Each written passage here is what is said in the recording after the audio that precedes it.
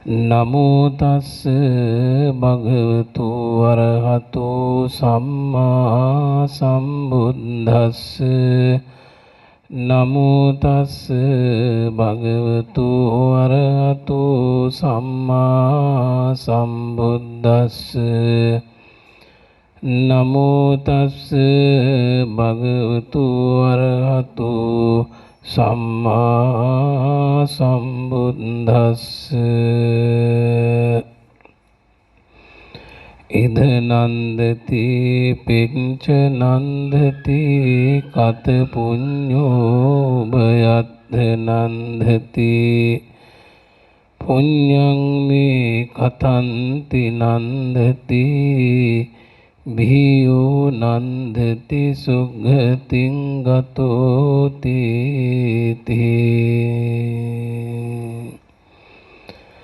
ඒ මාගේ ස්වාමියෝ භාග්‍යවන්තු අරිහත්තු ගෞතම සම්මා සම්බුදුරජාණන් වහන්සේට මම නමස්කාර කරමි මාගේ නමස්කාරය වේවා ස්වාමීනි භාග්‍යවතුන් වහන්සේ ඔබ වහන්සේගේ අනන්ත සීල සමාධි ප්‍රඥා විමුක්ති විමුක්ති ඥානාදී අනන්ත බුද්ධාදි ගුණයන්ට මාගේ නමස්කාරය වේවා මාගේ මෙම ජීවිතයද පූජා කරමි පූජා වේවා. මහා සංඝරත්නයන් අවසරයි සදැහැති කාරුණික පින්වත්නි, ඊ타මත්ම වාසනාවන්ත දවසක්. විශේෂයෙන්ම වස්සාන කාලෙහි වස්වසා වැඩිඳින ආරණ්‍ය වාසී සාමින් වහන්සේලා උදෙසා ඊ타මත්ම වටින සංඝෝපස්ථානමය පිනක් පින්කමක් කුසල කර්මයක් ජීවිතේහි සිද්ධ කරගත් දවස.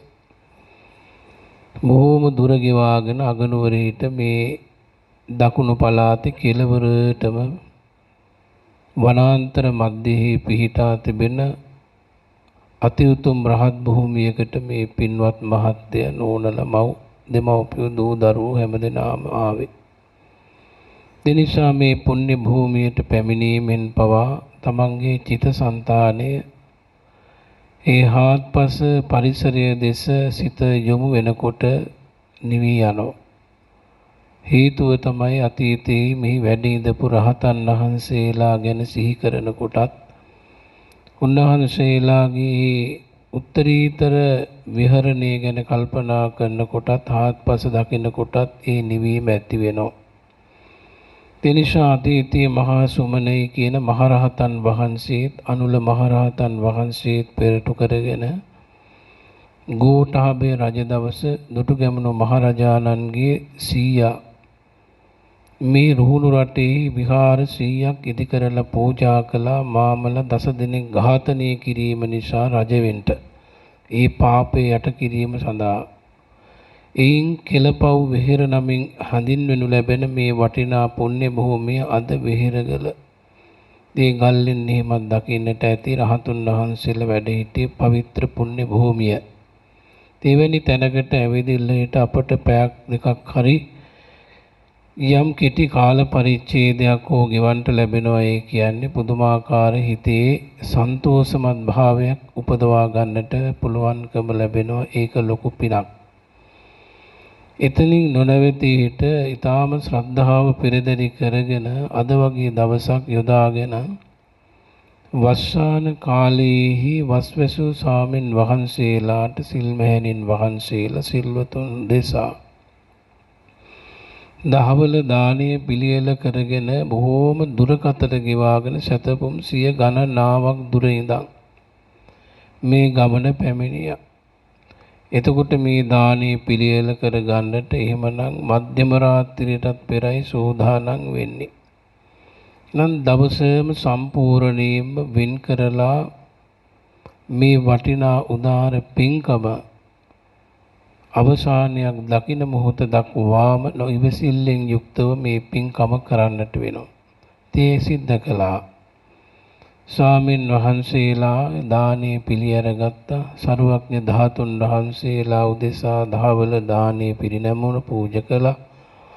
දැන් මේ දාන වස්තුවත් පිළිඅරගෙන හිට දානේ වළඳ අවසන් වෙලා දන් කිසෙන් පසුව අනුජානාමි භික්කවේ භත්තග්හි අනුමෝදතුන් යයි බුදුරජාණන් වහන්සේ කළ උතුම් බුද්ධාවවාදයට අනුයාතවයි.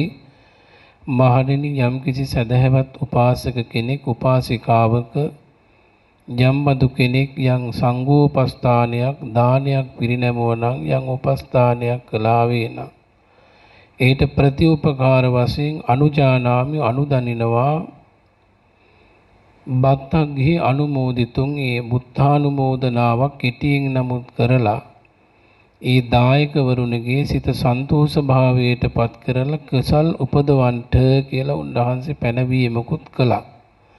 ඒ නිසා තමයි ස්වාමීන් වහන්සේලා එදා හිට මේ දක්වාම මේ අනුමෝදනාවන් සිද්ධ කරලා දායක පින්නතුන්ලාටත් මහත් වූ කුසලානිසංසයක් මේ තුලින් උදා කර ගන්නට අවකාශය හදලා දෙන්නේ. ඒ නිසා දැන් මේ වටිනා අවස්ථාවේ ඔබ හැමදෙනාම බොහෝම හිත සන්තෝෂ වෙන්නට ඕනේ. කලාතුරකින් ලැබෙන වටිනා දුර්ලභ අවස්ථාවක් අපට ලැබුණ එකක් වස්සාන දානයක්.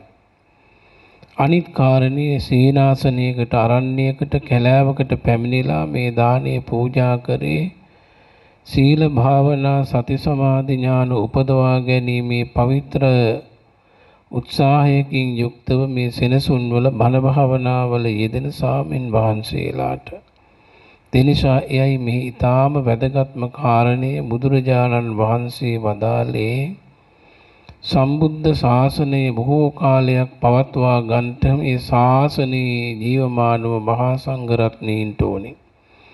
උන්වහන්සේලා සිල්වත් වෙමින් ඒ වගේම භාවනා වඩමින් සමාධිමත් වෙමින් ප්‍රඥාව දියුණු කරමින් උන්වහන්සේලාගේ ප්‍රෞජ්‍යාමය ජීවිතයේ ඊටාම සුද්ධව පිරිසිදුව වාසය කළොත් පමණයි බුද්ධ ශාසනය ඉතුරු වෙන්නේ.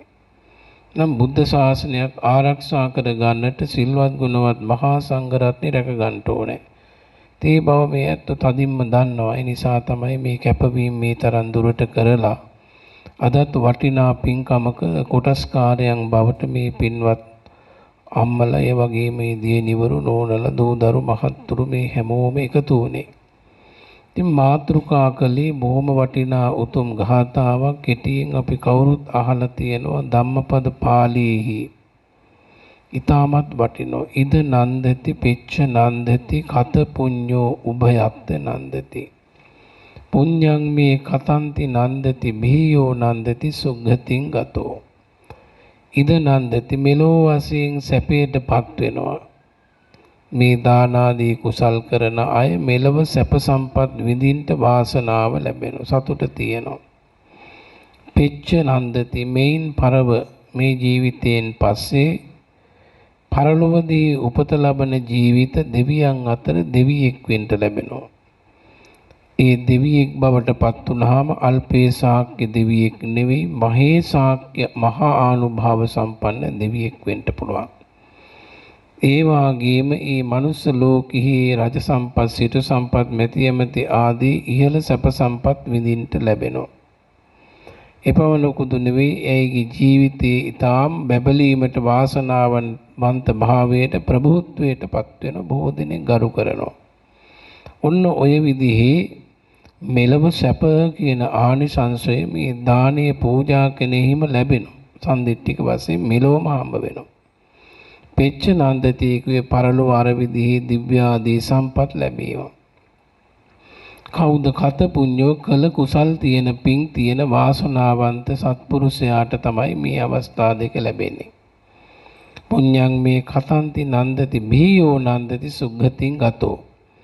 ඉතින් සුගතියටපත් වෙලා දිව්‍ය සම්පත් ආදී ඉහළ සම්පත් විඳින අතරේ කල්පනා කරනවා අනේ මට මේ වාගේ වටිනා සම්පත් ලැබුණේ මෙන්න කිසිම කාරණයක් නිසා නෙවෙයි මම పూర్ව භාගී ජීවිතයේදී සිදු කරගත්ත දන් දීලා සිල් රැකලා භාවනා කරලා බණ අහලා මේ උපදවාගත් පිණින් තමයි නේද මට මේ ආනිසංස ලැබුණේ කියලා විශ්වාස කරනවා.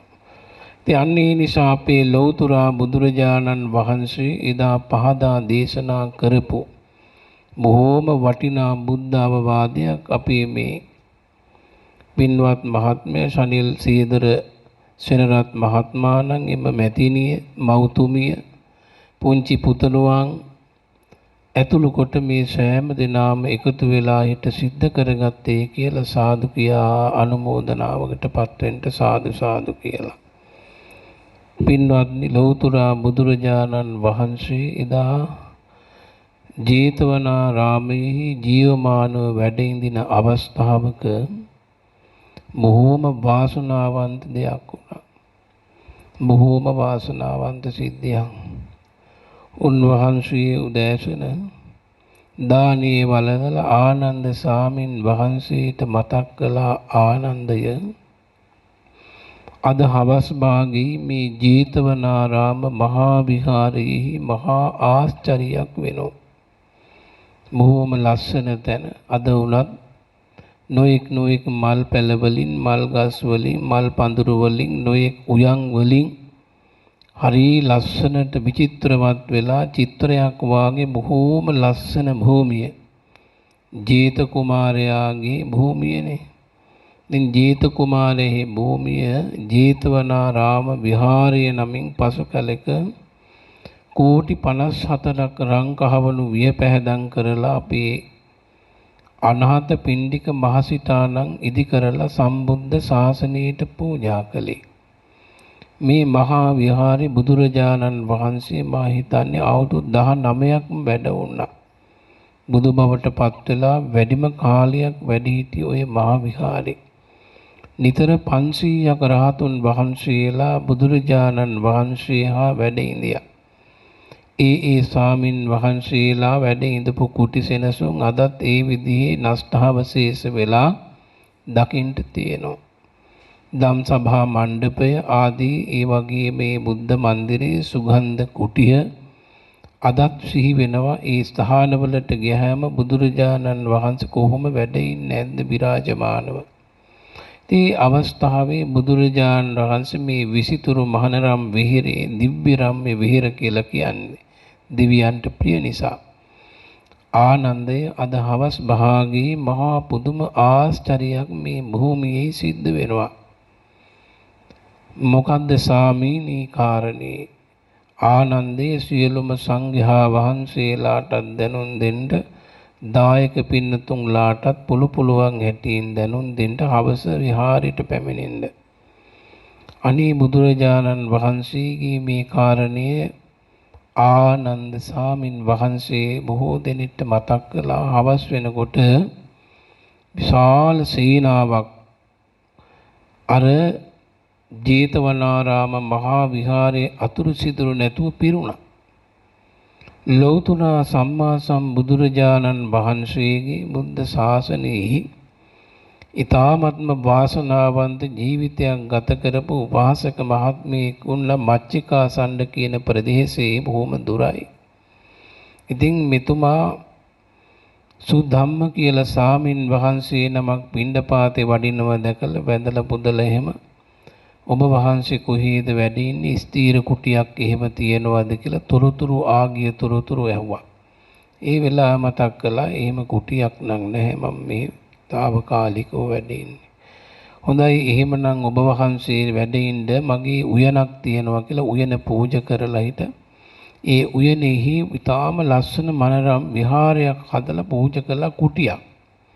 දැන් සුධම්ම ස්වාමින් වහන්සේ මේ කුටියේ වැඩ ඉන්නවා මේ චිත්‍ර ක්‍රියන ගෘහපතිතුමා සිටුතුමෙක් වාගේ බලවත් කෙනෙක්, මහා ධනවත් ව්‍යාපාරිකයෙක්. මෙතුමාර සාමින් වහන්සේට උදේට දම් පූජා කරනවා, දවල්ට පූජා කරනවා, ගිලන්පස පිළිගන්වනවා. එතනින් නොනැවති සාමින් වහන්සේ සමග ධර්ම කතාවේ ධර්ම කතාවේ යෙදීගෙන ගැඹුරු කාරණා පිළිබඳව අර ස්වාමින් වහන්සේගේ අහලා හොඳට පිළිපැදලා මේ චිත්‍ර ගෘහපතිතුමාට වාසනාව ලැබුණ දහසක් නයින් ප්‍රතිමන්විත සෝවාන් ඵලයේ පිහිටා අමා නිවන් අවබෝධ කර. සෝවාන් ඵලයටපත් වුණා. සෝවාන් ඵලයටපත් වෙන වෙලාවේ මෙතුමාට සුවිශේෂී දෙයක් ඇති වුණා. අර්ථ ධර්ම නිරුක්ති ප්‍රතිභාල කියලා විශේෂ ඥාන හතරක් තියෙනවා. අර්ථ කියලා කියන්නේ මේ ත්‍රිපිටක ධර්මයේ පිළිබඳව අටුවා ටීකා සහිතව සම්පූර්ණ වශයෙන් අර්ථ උද්ග්‍රහණය ඇති වෙනවා. තීරුම හොඳට වැටහෙනවා. ධර්මයේ සම්පූර්ණ වශයෙන් ත්‍රිපිටක ධර්මයේ දරා ගන්නට ලැබෙනවා. නිරුක්තිය කියන්නේ ව්‍යාකරණය. එහි තියෙන ව්‍යාකරණානුකූල භව ඉතා මැනවින් වැටහෙනවා. පටිභාන කියන්නේ ඒ කාරණා තුන මුල් කරගෙන බණ කියන්න බණ ලියන්න ධර්මයේ සාකච්ඡා කරන ත්‍රිපිටක ධර්මයට අනුව වාසනාව සත්‍ය ලැබෙනවා. විශේෂ ප්‍රාගුණ්‍යයක් ඇති වෙනවා. පටිභාන සත්‍ය කියන්නේ ඒකයි. ප්‍රතිභාව කියන්නේ ඒකනේ. ඉතින් මෙතුමා මේ විදිහෙන් දැන් සෝවාන් ඵලයටපත් වෙලා තවත් කලක් යනකොට මේ චිත්‍ර ගෘහපතිතුමාට වාසනාව ලැබුණ සකදාගාමි ඵලයටත්පත් වෙන්න සාදු සාදු. බුදුරජාණන් වහන්සේවවත් නොදැක ශ්‍රාවකයන් වහන්සේ නමකකින් බණ අහලා සකදාගාමි බවටපත් වුණා. මේ බොහොම වාසනාවන්තයි. එක්තරා දවසක සාරිපුත්ත මහරහතන් වහන්සේ මච්චිකාසණ්ඩේ ඒ ගමට වැඩියා. ඒ වෙලාවේදී අර සුදම්ම කියන සාමින් වහන්සේ සාරිපුත්ත මහරහතන් වහන්සේ වඩම්මන් ගිහිලා බුදුරජාණන් වහන්සේගේ අග්‍ර ශ්‍රාවක මහා ප්‍රඥ සාරිපුත්තයන් වහන්සේට අර කුටිය පූජා කළා.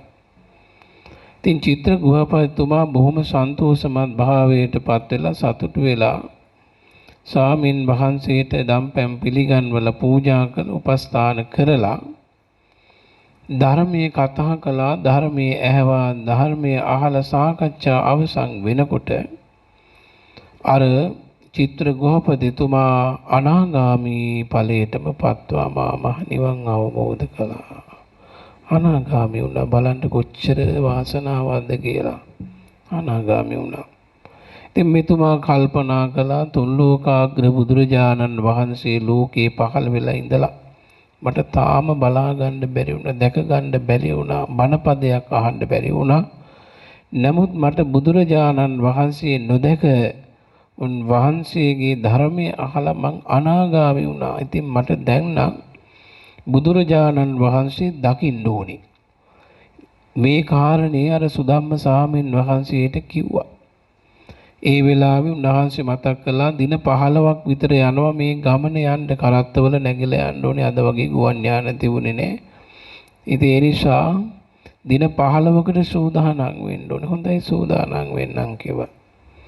ඒ ගමනට එකතු කරගත්ත ස්වාමින් වහන්සේලා 500 දෙනෙක්. භික්ෂුණීන් වහන්සේලා 500 නම. ඒක 1000යි. උපාසකාවන් 500යි, උපාසක මහතුරු 500 1000යි 2000යි.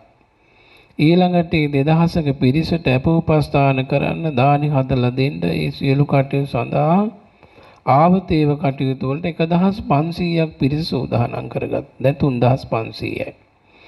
කරත්ත 500කට අධිකව මේ ආහාර පාන ආදී නොයෙක් ඒ වියලි සලාක ද්‍රව්‍යයන් පුරවගෙන සකස් කරන් ගමන පිටත් වුණා. චිත්‍ර ගෝපතිතුමාගේ පුණ්‍ය මහිමය කියන්නේ මෙතුමාගේ ගමන ගැන දෙවිවරුන් අතර සාකච්ඡාවක් ගියා. කොයි වගේද? බෝමාට දෙවියන් මේ පොළොවට අධිග්‍රහිතව වාසය කරන දෙවියෝද?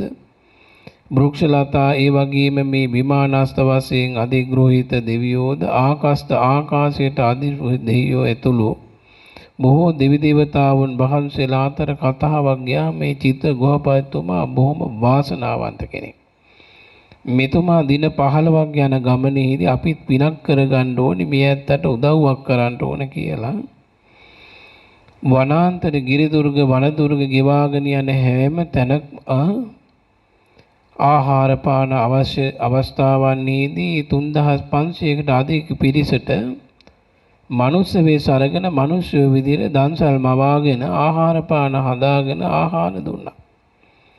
නිදා ගන්න විවේක ගන්න රාත්‍රී බෝ වෙනකොට ඒ ආසන්නයේ මවල යනවා ආසන ශාලා ඇඳ ඇතිරිලි ආදී සියලු පහසුකම් කොට්ටමෙට්ට ඔක්කොම තියෙනවා. ඔය විදිහට දින 15ම තමන් අරගෙන ගියපු ආහාර පාන පිළියෙල කරන්න උවමනා වුණේ නැහැ වෙන කිසිවක් උවමනා නැහැ. අනේ මේ මිනිස්සු කොහොම මේ අප උපස්ථානකම් කළා දම්පැන් ගිලම්පස ආදී පිළිගැන්ව බොහොම සන්තෝසයි. මිනිස්සු කියලා තමයි කල්පනාව. නමුත් දෙවිවරු බලන්නේ චිත්‍ර ගෘහපතිතුමාගේ පුණ්‍ය මහිමේ පුණ්‍ය ලාභය එකයි. ඉතින් මේ චිත්‍ර ගෘහපතිතුමා ඔය විදිහට දින 15ක් ගිවිලා 15 වෙනිදා දවස තමයි අර බුදුරජාණන් වහන්සේ මතක් කළේ අද හවස මහා ආශ්චර්යයක් ආනන්ද මෙහි සිද්ධ වෙනවයි කියලා. මොකක්ද කියලා ඒ වෙලාවේදී කවුරුද හිවිසෙල්ලෙන් බලාගෙන වුණා. අනේ මේ 3500කට අධේ පිරිස ඉදිරියෙන්ම චිත්‍ර ගෘහපතිතුමා අනාගාමී වෙච්ච කෙනෙක්. ආර්ය ශ්‍රාවකයෙක්. බුදුගුණ කිය බුදුගුණ සජ්ජායනා කර කර බුදුගුණ මෙනෙහි කර කර ජේතවනාරාම මහා විහාරයේ ප්‍රධාන දොරටුව ළඟට ආසන්න වෙනකොට නිම්මිම් නැති බලවත් ශ්‍රද්ධාවක් ඇති වුණා. ලෝකාග්‍ර බුදුරජාණන් වහන්සේ වැඩ ඉන්නේ මෙතන නේද කියලා. අර 3500කට අධික පිරිසක් එක්ක ධම්සභා මණ්ඩපයේ ඉදිරි පෙළ මාවතේ ලෞතර බුදුරජාණන් වහන්සේ වෙතට මේ 3500ක අධික පිරිසත් එක්කලා සාදුනාද දෙමින් බුදුගුණ කියමින් බුදුගුණ සජ්ජායනා කරමින් බුදුරජාණන් වහන්සේ වෙත පැමිණිලා උන්වහන්සේගේ ධන මණ්ඩලයේ ඉඳන් ස්පර්ශ කරමින් නානා විදිහින් වන්දනා කර කර බුදුගුණ සජ්ජායනා කළා. මේ අවස්ථාවේදී මහා පුදුම ආශ්චර්යයක් වුණා. මොකද්ද? පංචවිධ වර්ණයෙන් යුක්ත මල් වරුසා වැහැලා යොදුනක් මානී අර ජේතවනාරාම මහා විහාරයේ මල් ගොඩවල් වලින් පිරී ගියා. මේ දුටු පිරිස බොහෝ සද්ධාවටපත් වුණා. බොහෝම සද්ධාවටපත් වුණා. හිත ප්‍රීතිය වැඩුණා. හිත එකඟ වුණා. ඒ අවස්ථාවේ බුදුරජාණන් වහන්සේ දෙසූ දේශනාව අහලා ඒ පිරිස්තලේ 84000ක් දෙනා සෝවාන් ඵලයේ පිහිටාගෙන අමා මහ නිර්වාණ ධාතුව සාක්ෂාත් කරගන්න වාසනාව ලැබුවා. බලා ගන්න කොච්චර වටිනා දෙයක්ද සිද්ධ වුනේ. ඊළඟට දින 15ක් ඒ වැඩ හිටිය ස්වාමීන් වහන්සේලායි භික්ෂුණීන් වහන්සේලායි 3500ක පිරිස අනාථපිණ්ඩික විසාකා ඒ ඇතුළු අය ඒ දින 15ම අවශ්‍ය උපස්ථානයන් ඒ 3500ක පිරිසට හම්බ වුණ ආහාර පාන ඔක්කොම අවසන් වෙලා පිටත් වෙන දවසේදී ආනන්ද ස්වාමීන් වහන්සේ මතක් කරා ගිහිල්ලා මේ චිත්‍ර ගෘහපතිතුමා අපි අරගෙන ආපු කිසිවක් පරිහරණය කරන්න ලැබුණේ නැහැ. නිසා සංඝයාගේ දානිය නොමැති වෙලාවෙදී පරිහරණය කරන්න කියලා ගෙන සියලුම ආහාර ද්‍රව්‍ය කල් තබා ගන්න සියලුම ආහාර ද්‍රව්‍ය පූජා කළ ගබඩගත කළා. දැන් දින 15ක් ගියා. එන්න දින 15ක් හිටියා. බණ ඇහුවා, ධර්මයේ හැසිරුණා. ඊළඟට දැන් ගමන පිටත් වුණා. දින 15ක් යනවා ගමනාන්තයේ දකින්න මච්චිකා සණ්ඩේට යන්න. ඉතින් අර විදිහට යන ගමනේ දෙවියන්ගෙන් නොයේක් විදිහ අපෝපස්ථාන ආහාර පාන ඉදුම් හිටුන් සියල්ල ලැබුණා. හිස් ගැල් පටවගෙන ගියේ කොම පූජා කරලා. නමුත් මේ චිත්ත ගෘහපතිතුමාගේ මිදුලට ගිහින් මේ ගැල් 500 විවෘත කරලා බලනකොට රත්තරන් මුතු මැණික් වලින් පිරීලා රත්තරන් තියෙනවා, මුතු තියෙනවා, මැණික් තියෙනවා, නානාවිද රත්නයන්ගෙන් වස්තුවෙන් පුරවලා තිබුණා. මේක මහා පුදුම දෙයක්. මේ වෙලාවේ ආනන්ද ස්වාමීන් වහන්සේට මේ කාරණේ දැනගන්න ලැබිලා බුදුරජාණන් වහන්සේගෙන් ඇහුවා, මොකද්ද මේ චිත්ත ගෘහපතිතුමාට ලැබිච්ච මොන පිනක්ද මේක? එතුමාගේ 이르දිහක්ද කියලා ඇහුවේ. ඒ වෙලාවේ බුදුරජාණන් වහන්සේ මතක් කළා 이르දිහක් නෙමෙයි. මෙතුමා පෙර ජීවිතයක බොහෝම ඉස්සර ජීවිතයක කරගත්ත පිනක්. ඒ පිනේ විපාකය තමයි දැන් ඔය හම්බ වුනේ. මොකද්ද සාමීනි ඒ පින අවසර ලැබේවා. ඇහුවා. මේ චිත්‍ර ගෘහපතිතුමා බොහෝම අවුරුදු ලක්ෂ කෝටි ගානකට යයි කියලා හිතමු. බොහෝම ඉපිට ජීවිතයක මෙයයි වැද්දෙක්. වැද්දා කියලා කියන්නේ උපාසකයෙක් නෙවෙයිනේ. සතුන් දඩයන් කරගෙනනේ. සතෙක් මරාගෙන මැරිච්ච මසක් හරි අරගෙන ඇවිල්ලා ජීවිතේ පවත්ව ගන්න අනුභව කරලා. ඉතින් මෙයයි දවසක් තමන් වැඩිකමේ දඩේමේ යන්න සූදානම් වෙලා පිටත් වෙලා වනාන්තර ගර්භයට ඉදිරියට එනකොට ඒ ආසන්නයේ තිබුණ ගල්ලෙනක්. ඔන්න ඔය ගල්ලෙනේ හිස හිට පොරවාගෙන හිටියේ යම් පුද්ගලයෙක් දැකලා ඇහුවා තමුන්නාන්සේ කවුද? මම මේ පැවිද්දෙක් කිව්ව මොනවද කරන්නේ? මම මේ දුක් ඉවර කරගන්න වෙහෙසෙනවා භාවනා කරනවා. දානි ගත්තද? නිහඬ වුණා. එහෙනම් දානි නැති බව දැනගත්තා. ආයෙ දුවලා ගියා ගෙදරට. ගමන නතර කරලා ගෙදර ගිහින් බැමිණියට කියලා බිරිඳට කියලා ආහාර ටික තමන්ගේ ආහාර ටික සකස් කරගෙන ආවදුවගෙන. ඇවිදilla හිට අර ස්වාමින් වහන්සේට පූජා කළා. පූජා කරලා හිට ඒ ආසන්නයේ තිබිච්ච මල් තිබුණා. මල් මිටක් අරගෙන ඒකත් පූජා කළා. ඒ වෙලාවේ ආශිර්වාදයක් කළා. එතුමා ඒක සාදු සාදු කියා අනුමෝදන් වුණා. නිවන් දකිනා ජාති දක්වාම මට චිත්‍ර කියන නම ලැබේවා. උපන් තැන පංචවර්ණ මහා මල්වැසි වසීවා. යම් දවසකදී මට ඔබ වහන්සේ අවබෝධ කරන්න වෙහෙසෙන උතුම් ධර්මය සුවසේම අවබෝධ වේවා කියන ප්‍රාර්ථනාව. මේ ප්‍රාර්ථනාව සඵලෝප උනේ අපේ ගෞතම බුද්ධ ශාසනයේදී. ඒ නිසා මේ චිත්‍ර ගෘහපතිතුමාගේ පෙර ඒ ප්‍රාර්ථනාව නිසායි අර මල්වරුසා වැස්සේ. දෙව්ලොව පහළ වුණා. දෙව්ලොවදී ඒ දිව්‍ය පුත්‍රයා වශයෙන් පහළ වෙනකොට දෙව්ලොවත් පංචවර්ණ මහා මල්වැසි වැහලා යොදුනක් මානේ නිසා චිත්‍ර දිව්‍ය පුත්‍රයා නමින් හැඳුන්වුවා. මනුස්ස ලෝකයේදීත් ඒ විදිහම චිත්‍ර කියන නම ලැබුවා. බලන්න ආනිසංස බලයක තරම. මේ ආනිසංස සියල්ලම ලබාගෙන චිත්‍ර ගෘහපතිතුමා සැපවත් වුණා. ඉතින් උන්වහන්සේ ආනන්ද සාමීන් වහන්සේ මතක් කළා සාමීනි අර රත්තරන් කහවණු මුතුමැණික් ලැබුණේවත් පුණ්‍ය ඉරිදියක් නිසා පෙර සසරේදී බුදුපසේ බුදු මහරහතන් වහන්සේලා උදෙසා නමසුරු හිතකින් නිර්ලෝභී හිතකින් පිරිසිදු කරගත් චිත්තයකින් දන් දීමේ ආනිසංසය කියලා බුදුරජාණන් වහන්සේ පෙන්වා දේශනා කළා. අන්න ඒ නිසා ඒ විදිහේ අනුසස් ලබාගෙන සංසාර දුක් නිමා කරගෙන නිවන් අවබෝධ කරගන්නට චිත්‍ර ගෘහපතිතුමාට වාසනාව ලැබුණේ ඒ මේ උතුම් ගෞතම බුද්ධ ශාසනය මුල් කරගෙන. එහෙනම් ඔබ හැමදෙනාමත් සන්තෝෂ වෙන්නට පුළුවන් නේද? කොච්චර කැපවීමක් කරලාද කොයිතරම් දුර ඉඳලාද මහන්සි වෙලානේ. එන ගමනත් බොහෝම දුර බැහැර වුණා. නමුත් හිත හොඳට බලවත්ව තියාගෙන වෙලාවටම මේ දානේ ගෙනවිදින්න පූජා කරගෙන සංඝයා වහන්සේලාට සංඝෝපස්ථාන කරලා කෙටි වෙලාවක් නමුත් ධර්මපදයක් ශ්‍රවණය කරගෙන මෙලොවට පරලොවට සුගතියට සංසාරේ නිවනට උපකාර වේවා කියන ප්‍රාර්ථනාව ඇති කර ගන්නට ඕනි. ඒ නිසා ලියාන් ආර්යයන් සේදර සෙනරත් පුතණුවන්ට බුද්ධහදී රත්නත්‍රයේ ආශිර්වාදයේ දිව්‍යංගී රැකවරණය ලැබේවා කියන ප්‍රාර්ථනාව ඇති කර ගන්නට ඕනේ.